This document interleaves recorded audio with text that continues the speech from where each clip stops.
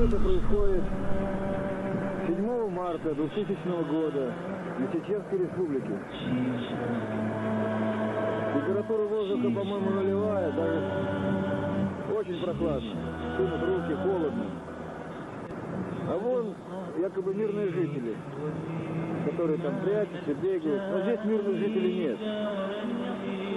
Это только пена. Все они, по идее, их надо всех убивать. Одним словом, уничтожать. Покидают свою деревню. Люди даже прикрывают. Не хотят смотреть в камеру. Это все равно животный мир.